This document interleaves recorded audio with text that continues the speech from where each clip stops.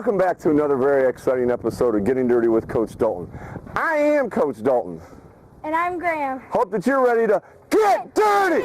Once we've got our footwork down, then the object of the game becomes where should we stand in the batter's box. There's a lot of differences of opinion on it. I'm going to make it pretty simple from what I feel. I want slappers who are learning to have success. In order to get the most success, they're going to need to adjust their timing. As they're learning their timing, I want to let them have the opportunity to where they might miss. So I'm going to have Graham start in the very back of the batter's box. She's going to slide her foot back, take her next step. That's where I'd want her to make contact. But if her timing's not there, she's going to take another step with that right foot. And I want her to still be safe. I don't want her to be out of the box and start getting called out all the time for that. Once she becomes a much better player, we're going to try to take every bit of advantage of the field. The closer I can get Graham to first base, the much better off we're going to be. So this time I'm going to have Graham get in your leadoff position where your toes are right at the front of that box. Other feet. There we go. Okay, so we're going to start out with our leadoff position where we're at the front of the box. Then she's going to take that left foot back and take that foot over there and then go through that again. Okay, and then it keeps adjusting. So you notice what she did there? She adjusted. She had come much further back than she did. Okay, we're going to do our 1, 2, 3, 4, trying to figure out where we can be as close to the front of that box as possible. And that's where we're going to try to make contact so she's as close to first base as we can be.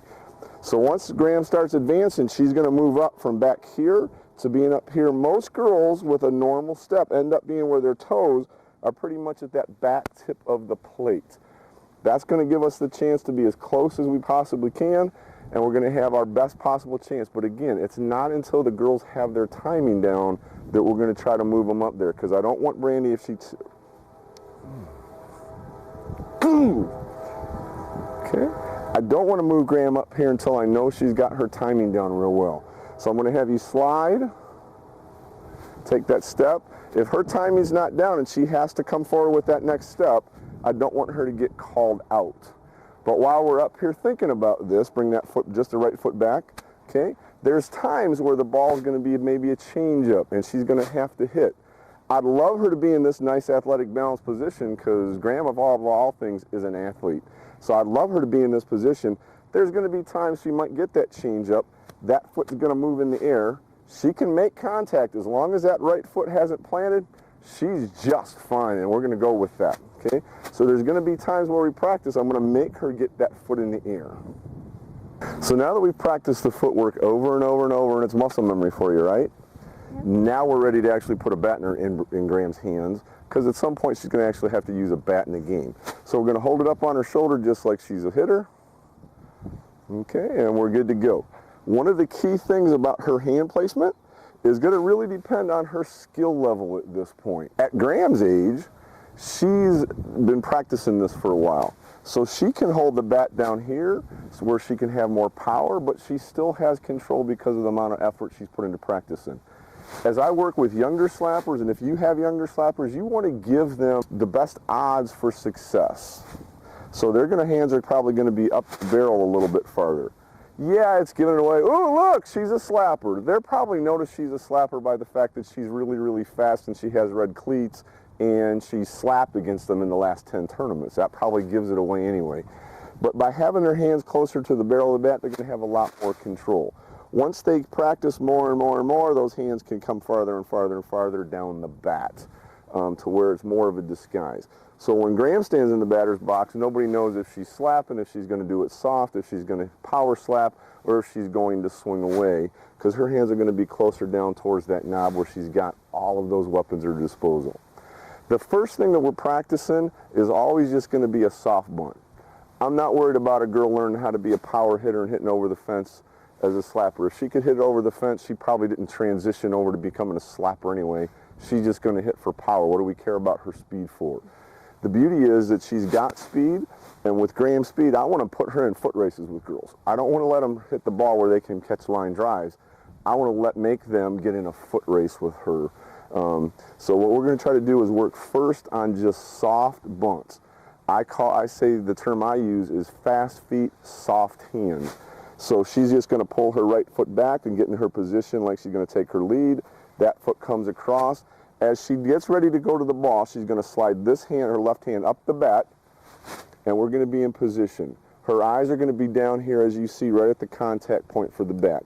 So let's come back into that spot. We're just going to practice that. Slide, get into that spot. Good job. Come on back. Slide and get into that. How high up the barrel of the bat she goes really doesn't matter to me as long as she's got good bat control. If I want her to put that ball down and I want it to end right here, as long as she can do that, I don't care where it is. If she's holding it way down here because she's afraid to get her hand hit, but the barrel's dropping, or she's smacking it and the ball's not going where we want it, I'm going to force her to get that hand up the barrel a little bit farther. Once we know we got the footwork and the hands going, it's time to get serious about this. The best drill for slappers is a tee. You've got to use the tee. It's going to give you a chance to have success, because there's nothing worse than moving through the box trying to hit that round ball anyway.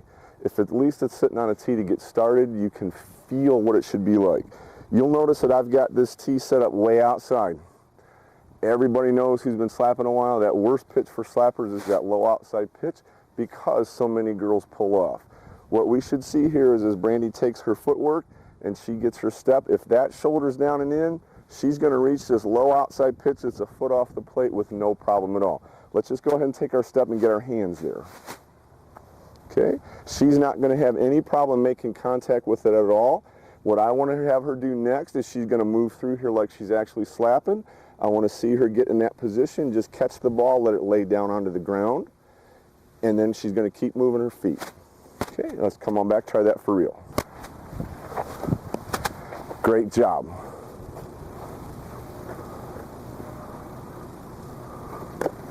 Great job.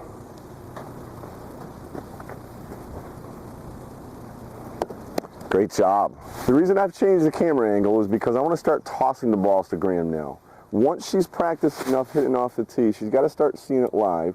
What I'm going to do purposely now for her is I'm going to toss some outside and low, but then I'm going to start tossing them more inside to her. The pitcher's not always going to put it where we want it to have this soft bunt right up the third base line. I'm going to make Graham keep pulling her hands back in. She's going to have to keep adjusting the angle of that bat. Again, this is about control. If she takes one of these inside pitches and pulls it over there, that's not what we want. So she has to be able to do this.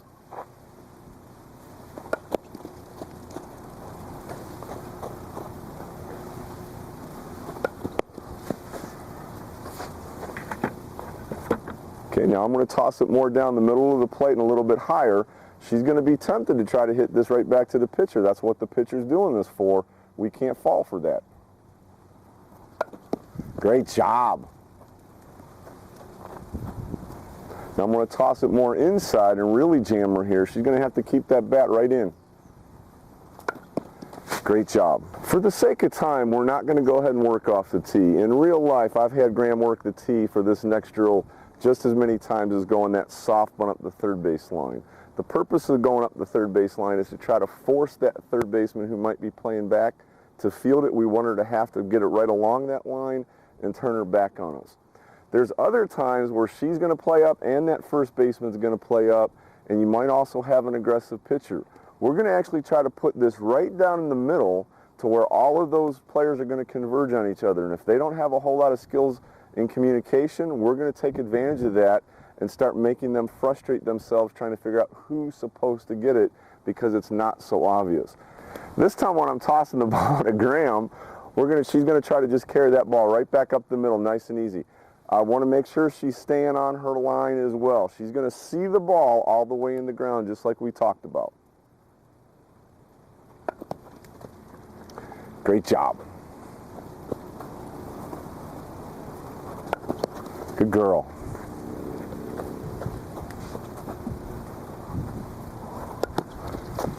Good work.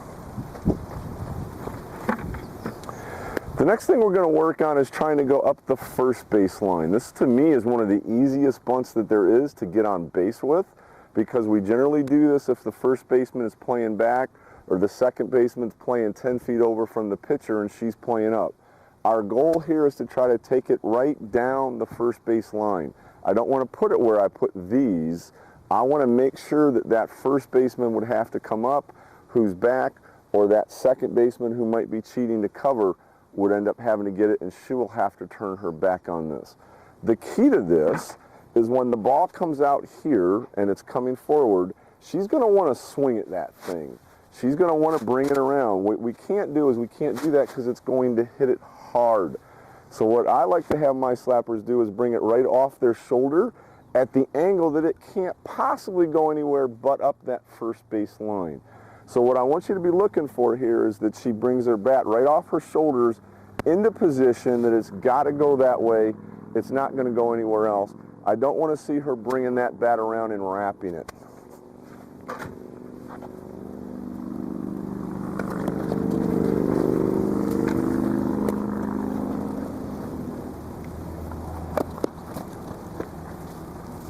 Soften that up for me. Great job.